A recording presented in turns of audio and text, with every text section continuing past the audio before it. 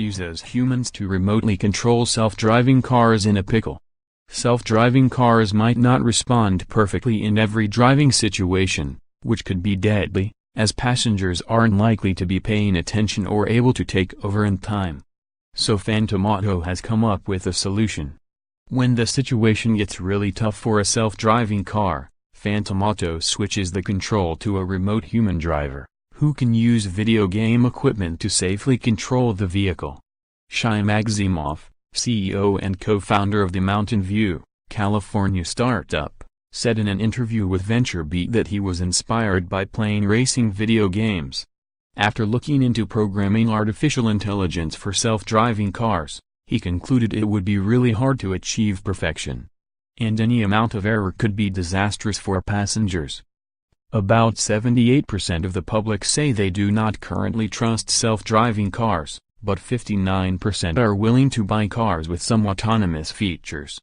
Our idea is to support an autonomous vehicle when the AI isn't yet perfect and it has trouble getting around road construction or dealing with weather, Magzimof said.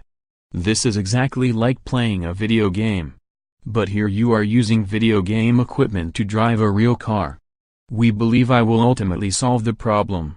But until then, we can support the cars.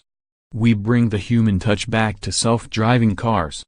This reminds me of a fireside chat at our VentureBeat Summit 2017 event in April, where Rod Chong of Slightly Mad Studios talked with the iMotive CEO Laszlo Kishanti about using simulations to test self-driving cars. Above, Shai Magzimof shows off a VentureBeat self-driving and remotely piloted car. Of course, if you crash in a video game, nothing happens. But in a car with real people as passengers, you can't goof off. That's one reason Magzimof wants to limit the speed for a remote operator to 25 miles per hour. Magzimof's 10-person team created a system that allows the self-driving cars to be autopiloted most of the time. In exceptional situations, a human driver with video game equipment, such as a steering wheel and driving pedals, could take over the car. I took a ride in one of Magzimof's test vehicles. At first, Magzimof showed the vehicle being piloted remotely in a parking lot, where the vehicle was being controlled by software engineer Ben Schuckman, who was sitting in front of a screen with a steering wheel. Schuckman remotely drove the car and backed it up, and then Magzimof and I got in. He proceeded to drive us around the block at speeds under 25 miles per hour. Which Magzimof said is the current limit for VentureBeat's human remote drivers. As we drove, we came across a construction sign that could have given a self-driving car trouble.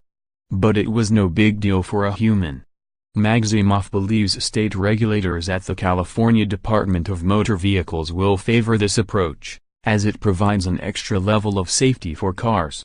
One of the reasons this is important is that human drivers in the future won't be attentive.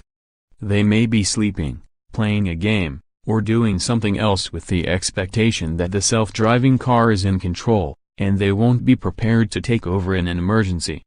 Above, VentureBeat could replicate lots of these stations for a fleet of self-driving and remotely piloted cars. VentureBeat gets around that problem in part by using low-latency communication through a smartphone. The company makes sure that a solid connection is established between the car and the remote human driver. So when the remote human driver makes a turn using the Logitech steering wheel and gas pedal, the car actually responds in real time. With this safety solution, Magzimof believes that self-driving cars will be approved for wider testing and faster deployment. He thinks of the company as a remote control-as-a-service provider for autonomous vehicles. His co-founders include experts in robotic vehicle control. They have created the Remote Operator Service, an in-vehicle communication device, and an applications programming interface for real-time assistance and guidance. For the operator, they use high-end video game equipment, such as Logitech's steering wheel and foot pedals. And while self-driving cars could eliminate a lot of jobs, Magzimof thinks he can create jobs for the former drivers, once the self-driving cars take over. I want to hire the Uber drivers that have a 5-star rating, he said. Above, VentureBeat has human driver Ben Schuckman remotely piloting an autonomous car. The human in the car could summon the driver to take over in a challenging situation, such as a snow-covered road that is hard to navigate, or the driver could take over when danger is imminent. Of course, that means the remote driver will have to be paying attention. For the remote driver, the job could be fun, since it's basically playing a video game, driving a car around on the screen, except it's a real car. If the car has a malfunction, the remote driver could call for a replacement self-driving car to pick up the stranded passenger. In that sense, Phantom Auto could serve as an emergency roadside service company.